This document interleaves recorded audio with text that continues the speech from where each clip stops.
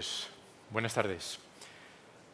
Ante todo, dar las gracias a la organización por invitarme a participar en este evento y deciros que vengo en sustitución de Luis Santos, que es el presidente de Bateryplat, que no ha podido acudir a la cita de hoy, y he venido yo en su lugar como vicepresidente de la plataforma.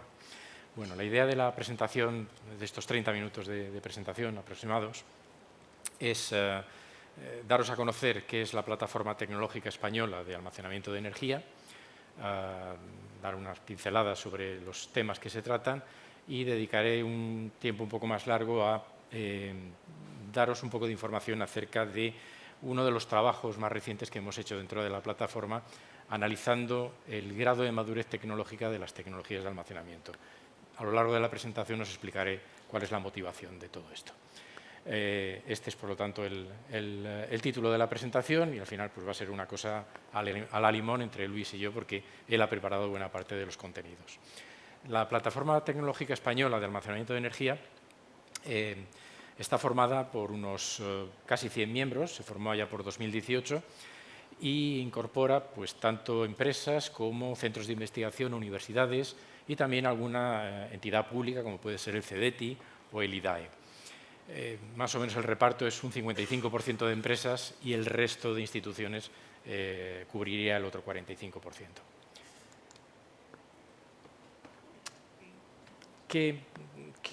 ¿A qué obedece esta plataforma? Pues básicamente a una demanda por parte de la sociedad española de conocimiento, de información, de establecimiento de contactos entre organizaciones interesadas en el almacenamiento de energía. En uno de los documentos clave para nosotros, que es la Estrategia Española del Almacenamiento Energético, se cita expresamente a la plataforma Bateryplat como entidad que debe hacer una labor de coordinación entre los principales actores de este sector. ¿Qué tipo de tecnologías se abordan desde la plataforma? Pues todas las que hemos podido identificar como tecnologías con un cierto potencial de aplicación real en el mundo del almacenamiento de energía. Y es un ecosistema complejo. Para los que os pille un poco alejados, os puede resultar raro. Obviamente los que conocéis este mundillo ya sabéis de qué estamos hablando. Hay diferentes tecnologías muy variadas en su fundamento físico-químico y muy variadas también en cuanto a su aplicabilidad. Aquí simplemente os muestro una pequeña taxonomía de las diferentes tipologías, desde la electroquímica, que incluye todo tipo de baterías y también supercondensadores, la química, que incluye fundamentalmente el hidrógeno y otros compuestos químicos portadores de hidrógeno, como puede ser el amoníaco, el metanol, el gas natural sintético. Tecnologías térmicas, obviamente esta es importante, incluye todas las tecnologías de almacenamiento de calor latente y sensible o que utilizan reacciones termoquímicas. El almacenamiento mecánico es el más conocido, es el que todos tenemos presentes a partir del bombeo hidráulico, pero también incluye otras tecnologías menos conocidas como pueden ser el aire comprimido, los volantes de inercia, los sistemas que funcionan por gravedad. Y las tecnologías electromagnéticas son menos conocidas. Muchas veces se incluyen los supercondensadores dentro de estas tecnologías, pero sobre todo están las bobinas superconductoras. Bueno, como decía, toda esta variedad de tecnologías sirve para cosas diferentes. No tenemos una única tecnología que nos valga para almacenar cualquier tipo de energía en cualquier circunstancia y durante todo el tiempo que queramos. Cada tecnología, dentro del grupo de las electroquímicas, por ejemplo, que hay una gran variedad, pues son adecuadas, algunas de ellas, para cierto tipo de servicios de red o de aplicaciones en la gestión energética, pero no lo son para otras. Si cogemos el ejemplo que os he marcado ahí en un tono verdecillo de las baterías de litio, bueno, pues está muy bien para regulación de frecuencia, para dar mayor calidad de potencia,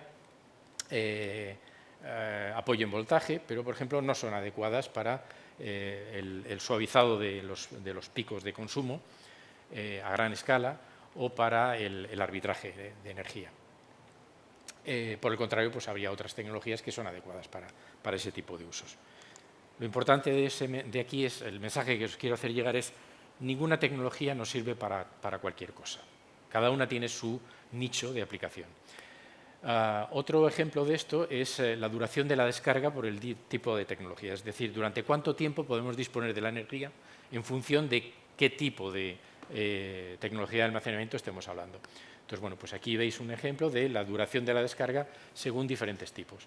Por ir a los extremos, pues las baterías de litio, por ejemplo, tienen un tiempo de descarga relativamente corto en esta escala, que irían desde media hora hasta un máximo en torno a las 6 horas, mientras que el bombeo hidráulico pues, está diseñado para poder trabajar durante periodos muchísimo más largos, empezando desde las 8 horas, que sería el uso intradiario, hasta uso a lo largo de varios días, prácticamente una semana. También desde el punto de vista de la eficiencia energética y de la vida útil de la tecnología, pues hay unas diferencias marcadas. Volvamos a los casos extremos. Las baterías de litio son altamente eficientes, están por encima del 90%, es decir, uno puede recuperar más del 90% de la energía que aplicó a esa batería cuando la cargaba, mientras está haciendo la descarga. Sin embargo, hay otras tecnologías, por ejemplo, pues, las de sistemas de aire comprimido, que están en valores relativamente más bajos, en torno a un 50% con oscilaciones. En cuanto a la vida útil, en los años de los que podemos hacer uso de esas tecnologías, de nuevo tenemos una gran variabilidad, desde tecnologías que están por debajo de los 10 años a tecnologías que pueden superar sin ningún problema los 50 años de vida. Bien, entonces ahora es cuando nos surge el problema. En toda esta variedad de tecnologías nos planteamos, un tiempo atrás en la plataforma, cómo hacer una clasificación del grado de madurez de las diferentes tecnologías. La forma en que actualmente se suele hacer está basada en estas escalas de madurez o de disponibilidad tecnológica, nivel de disponibilidad tecnológica o Technology Readiness Level en inglés. Esta es una escala que tiene mucho uso en Europa, en particular en los proyectos de investigación europeos, y bueno, pues nos da una primera valoración. Haciendo bloques, pues tendríamos un primer bloque de lo que se llaman TRLs bajos, donde estarían tecnologías poco desarrolladas, que necesitan todavía una gran tarea de investigación y desarrollo para ir aumentando en esta escala y llegar a un nivel suficientemente alto. Este último tramo serían ya sistemas demostrados y cercanos a su implementación o su acceso al mercado. Esta zona intermedia es la complicada. Es la zona donde hay que hacer grandes inversiones para poder hacer demostradores, validación y demostración de demostradores o bien de los elementos críticos de esa tecnología o ya de todo el sistema completo.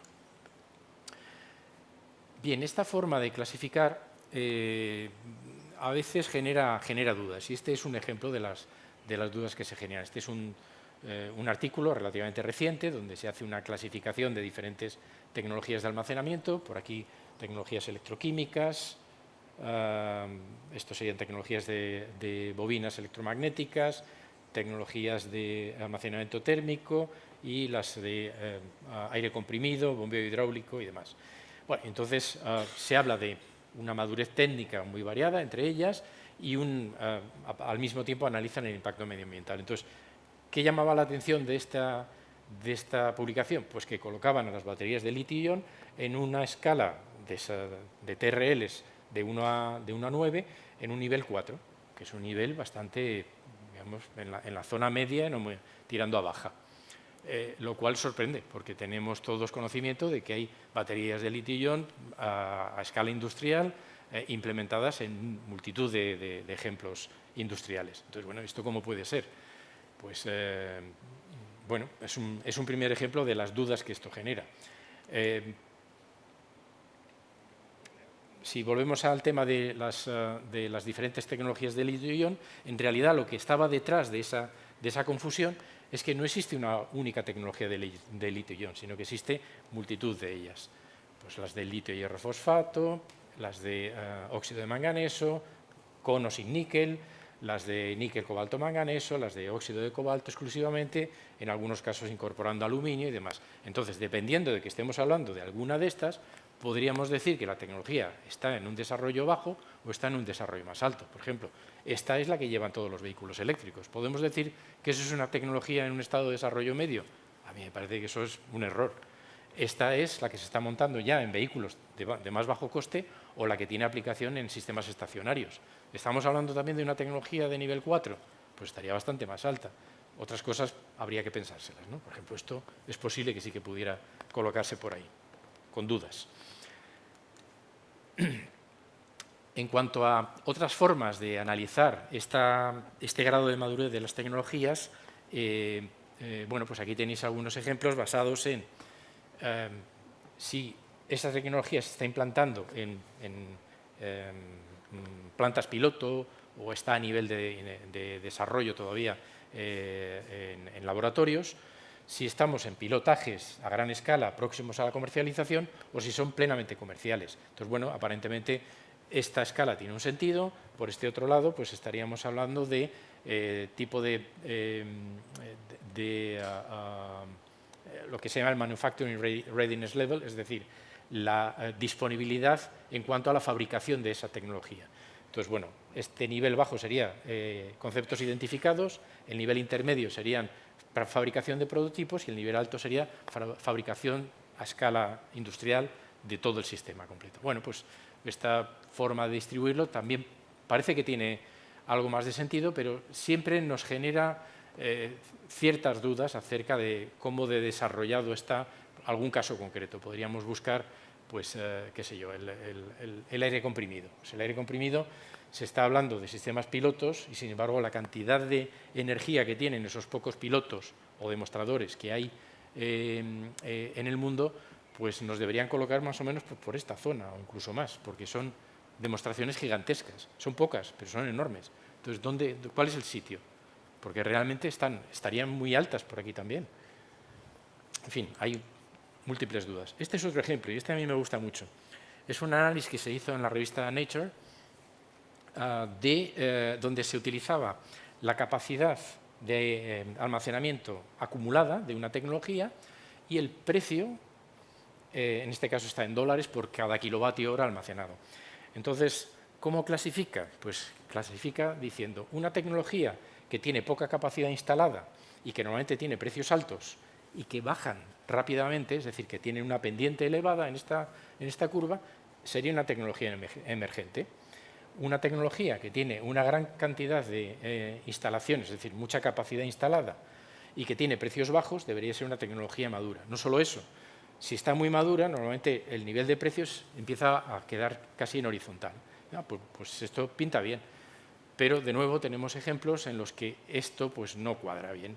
¿Qué ejemplos tenemos aquí? Pues, por ejemplo, las baterías de sodio-azufre. Pues las baterías de sodio-azufre que están estos puntitos aquí dispersos no nos están dando una imagen muy clara de si hay una evolución de precios o no. Tampoco tenemos muy claro si por capacidad realmente están en un nivel medio o en realidad es que se trata de unas pocas instalaciones muy dispersas que deberíamos colocar por esta zona de aquí. Pasaría con varios casos más. ¿A qué nos lleva esto? Pues a que ninguna de estas formas de analizar el grado de madurez de las tecnologías nos gustaba y decidimos buscar una vía alternativa. ¿Basada en qué? En utilizar un sistema de factores múltiples, multifactorial, que analizara la capacidad total instalada, la potencia total instalada, el número de instalaciones, la antigüedad de esas instalaciones y el incremento anual de la capacidad cada año. Con todo eso, aplicamos esos criterios a dos fuentes de datos. Un listado de proyectos que tiene el Departamento de Energía, que podéis consultar si alguien tiene curiosidad por estas cosas, en este enlace, que contiene pues, casi 1.700 referencias de instalaciones o de proyectos que contienen plantas de diferentes tipos de tecnologías. En concreto, hay 4 familias de tecnologías y 30 subtipos dentro de esas 4 familias. El otro listado es el de Batteries Europe, una organización digamos, parecida a la nuestra a nivel europeo, que se dedica a sería la plataforma tecnológica europea, en este caso solo de baterías. pero que también tiene una base de datos un poquito más amplia que incluye otras tecnologías de almacenamiento. No es tan amplia como la del DOE, tiene casi 1000 referencias, de nuevo a las mismas 4 familias de tecnologías y 20 subtipos. Aplicando esto a estas bases de datos, sobre todo a la del DOE, que es más amplia y entonces da más juego, pues nos salían cosas como estas, que intentamos poner en un diagrama de estos de tela de araña. Fijaos, en el caso del almacenamiento mecánico, incluyendo todas las diferentes tecnologías de almacenamiento mecánico, que en el fondo detrás de eso casi todo es bombeo hidráulico, cuanto más lejos del centro estamos en esta gráfica, mayor madurez. Y esta gráfica está en todos los aspectos en el perímetro de ese pentágono, en el exterior. ¿Qué significa? Pues que es madura desde el punto de vista del número de proyectos, desde la potencia instalada, la capacidad, los años de desarrollo y la capacidad por año que se instala. Si bien algunos de estos factores, por ejemplo, este es inverso a estos otros, cuanto menos capacidad por año se instala, más madura está una tecnología, porque necesita menos plantas nuevas, llamémoslo así. Sin embargo, frente a eso, el grado de desarrollo del almacenamiento químico sería bastante menor, puesto que ocupa un lugar mucho más central en este diagrama. Si bien, digamos que tiene un número de proyectos bastante bajo, una potencia y una capacidad instalada baja, y sin embargo, en cuanto a capacidad por año y en años de desarrollo, está un poquito más avanzado. La tecnología térmica estaría en un lugar bastante maduro, aunque está bajo en cuanto a potencia instalada, pero habría que valorar también aquí el hecho de que estas instalaciones, normalmente el tamaño medio de estas instalaciones es bastante más pequeño que el tamaño medio de las instalaciones de bombeo hidráulico, y eso también habría que tenerlo en cuenta. Bueno, pues esto mismo, si hacemos un análisis más detallado del almacenamiento mecánico, os había dicho antes que ocupaba siempre la parte exterior. Efectivamente, eso es así para el bombeo hidráulico, pero si hablamos de los volantes de inercia, estaríamos de nuevo en una tecnología a la que le falta bastante desarrollo. Y si hablamos del aire comprimido, es una tecnología que da valores muy altos en cuanto a capacidad instalada, como os decía antes, son muy pocas instalaciones de un tamaño enorme. Entonces, está alto en capacidad instalada, alto en años de desarrollo y en capacidad de año incorporada al sistema, pero anda muy bajo en número de proyectos y en una zona intermedia en cuanto a potencia instalada. Bueno, digamos que tenemos una imagen un poquito más completa de la que nos daban las otras metodologías. Este sería el almacenamiento térmico, diferenciando calor sensible de calor latente. En este caso, queda claro que tienen un grado de madurez que podríamos considerar similar, sin embargo, muy diferente en cuanto a los indicadores de cada uno de ellos. Es decir, en calor latente hay un elevado número de proyectos, pero con una potencia y una capacidad instalada relativamente baja porque son proyectos pequeñitos. En cuanto al grado de desarrollo en años, en capacidad de año, andan igual las dos. Por el contrario, las que se basan en calor sensible son instalaciones que tienen un mayor grado de potencia instalada y de capacidad instalada, pero un menor número de proyectos. ¿Qué significa esto? Que son proyectos mucho más grandes, pero menos numerosos. Dentro del almacenamiento térmico, si vamos a mirar en más detalle cosas como tecnologías como aire líquido, el uso de hielo, el uso de sales fundidas o el uso de agua enfriada, pues nos da de nuevo unas imágenes mucho más variadas o muy variadas en este mapa. Destacando, por ejemplo, que la tecnología de aire líquido, que está aquí metidita en esta zona central, pues es bastante novedosa, está empezando a entrar en niveles de desarrollo intermedios todavía no muy elevados. Hay unas pocas instalaciones de demostración que, bueno, claramente demuestran que es una tecnología a la que le falta todavía recorrido, si bien tiene mucho potencial. Las otras pues tienen un aspecto completamente diferente. Por supuesto, quiero tratar el almacenamiento electroquímico, no solo porque es el que me pilla más cercano, sino porque bueno, está muy de moda y hay que hacer un pequeño análisis de qué está pasando. Bien, si comparamos diferentes tipos de tecnologías, obviamente la tecnología líder en este momento es la de iones de litio, pero es una tecnología mucho más reciente que la de las baterías de plomo. Y eso se puede ver en este tipo de análisis. Las baterías de litio tienen un gran número de proyectos con una potencia, capacidad, años de desarrollo y capacidad de año, digamos, intermedios tirando altos, pero bastante menores que los valores que nos da las baterías de litio en cuanto a años de desarrollo, que es una tecnología antigua, además más de 100 años de antigüedad, o de incremento de capacidad al año, que ahora mismo ya es muy bajo y por lo tanto correspondería a una tecnología madura. Sin embargo, dado que es una tecnología con una aplicación limitada en los usos del almacenamiento electroquímico, tanto la capacidad como la potencia instaladas son relativamente bajas, bastante menores que lo que sería la de las baterías de litio. Las baterías de flujo, que es otra tecnología que anda por ahí digamos, con perspectivas de acercarse al mercado, efectivamente aparece en unas zonas intermedias en algunos de los factores, excepto en el de capacidad de año, que está en un punto que la situaría como una tecnología madura, siendo que no es así. Y, por supuesto, los supercondensadores, que en este caso los he metido en la parte electroquímica, estarían en un grado de desarrollo más bajo. Dentro de otras posibilidades de las baterías, pues estarían aquí analizadas. Dejadme que vaya, este me lo voy a saltar, porque ya no me queda mucho tiempo tampoco. Sí que quería hablaros un poco de las baterías de sodio. ¿Habéis oído hablar últimamente de las baterías de sodio, que están muy de moda? Ha habido varios anuncios por parte de fabricantes chinos de que empezaban a hacer gigafactorías de baterías de sodio-ion, que no son todas las baterías de sodio, hay otras tecnologías. Eso es lo primero que os quería hacer ver. Lo segundo, es muy interesante porque estas gigafactorías de sodio-ion, en teoría, van a utilizar las mismas instalaciones que las de litio-ion, con pequeñas modificaciones. ¿Por qué? Porque es básicamente lo mismo, el proceso productivo es casi igual, lo único que hay que hacer es una mezcla de materiales activos y de electrolitos que hay que meter ligeramente diferentes, o significativamente diferentes en algunos casos. ¿Qué ocurre con esa tecnología? Pues que está empezando. Y ya veremos cuántos de estos anuncios se confirman. Porque hace poco me contaba una persona de una gran consultora que había estado en una feria de tecnologías de almacenamiento con baterías, que había estado preguntando a los mismos fabricantes chinos que habían hecho el anuncio de que tenían ya una gigafactoría funcionando, y allí nadie sabía nada. Todos miraban para otro lado y se hacían, no sé si los suecos o los chinos o qué sería, pero bueno, habrá que ver cuánto de esto se confirma, pero es muy llamativo. ¿Qué ocurre? Que existen otras baterías de sodio, por ejemplo las de sodio-azufre, que es una tecnología mucho más antigua, con más años de desarrollo, con un incremento de capacidad de año ya muy bajito, como correspondería a una tecnología madura, pero en la que, sin embargo, por la complejidad que tiene y por los pocos tecnólogos que hay de este tipo de baterías, pues tiene una capacidad total instalada y una potencia instalada y, sobre todo, un número de proyectos muy bajito para lo que es esta tecnología. Es muy interesante, pero no deja de ser una tecnología muy compleja porque son baterías que tienen que trabajar a más de 300 grados de temperatura, con azufre en forma fundida y sodio también en forma fundida, bueno, complejo. Y luego hay una tecnología que está en un lugar intermedio. Esto está mal, fijaos. Esto que está marcado aquí en azul debería estar en gris.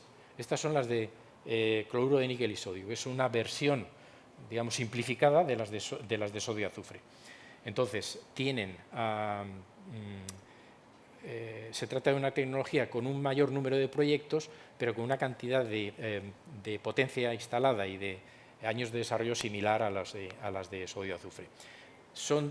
Es una tecnología que inicialmente se desarrolló pensando en aplicarla en vehículos, por lo tanto, una escala pequeñita, porque da una gran densidad de energía, pero no deja de ser complejo porque, de nuevo, estamos hablando de tener una batería en un vehículo a 300 grados. Yo, sinceramente, meterme en un coche con una batería a 300 grados me da un poco de repelús. Muy bien, pues llego a las conclusiones y tengo 1 minuto y medio por delante, así que creo que más o menos voy a cumplir. ¿Qué ocurre con este análisis? Bueno, pues sí, nos ayuda a identificar cuáles son las tecnologías más maduras en todo ese elemento multifactorial o sistema multifactorial de análisis, serían las del bombeo por un lado y las de baterías de litio por otro. Además de la madurez, hay que considerar otras funcionalidades, porque si no nos quedamos un poco cortos en el análisis. Y bueno, pues nosotros defendemos que este método multifactorial no es que sea mejor ni peor, pero bueno, es otro y puede ayudarnos a ampliar nuestro campo de visión. Podemos hacer este análisis por familias y por tipos de tecnologías, nos permite hacer una comparación un poquito más justa entre unas tecnologías y otras, teniendo en cuenta las particularidades de cada una de ellas, que es lo que os he intentado contar al principio de la presentación, Y bueno, en esta primera versión estamos trabajando con estas dos fuentes relevantes de datos. Cuando seamos capaces de encontrar mejores bases de datos, más amplias y más completas, con contenidos más extensos, pues iremos mejorando este análisis y esperemos que podamos ir proporcionando esta información de una manera cada vez más completa. Y eso es todo. Aquí tenéis los correos electrónicos de Luis, el mío y el del secretario técnico de la plataforma, y a vuestra disposición para las dudas que tengáis con respecto a la plataforma, y si ahora tenéis alguna, encantado de contestarla.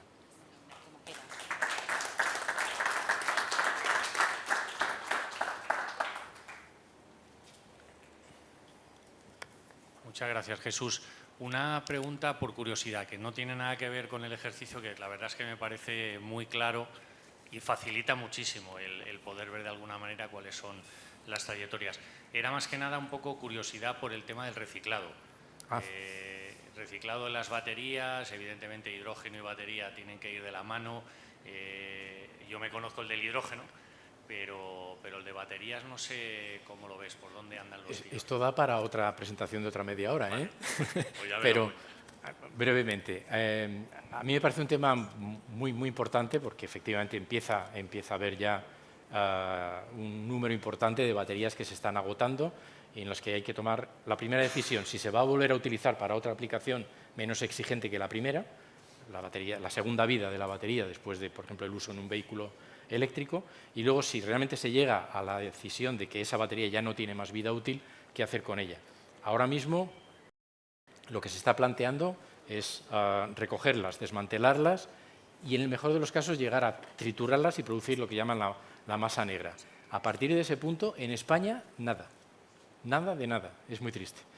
Fuera de España, en unos pocos lugares en Europa se están procesando por unos métodos, yo diría, poco adaptados a las posibilidades de recuperación de materiales útiles en estas baterías, y lo que es peor, buena parte de lo que sale de España y llega a Europa va de Europa de vuelta a China, donde realmente no sé qué están haciendo ahora mismo, porque eso no se sabe muy bien, pero lo cierto es que una materia prima con un valor elevado está volviendo otra vez al punto de origen y estamos perdiendo ese valor.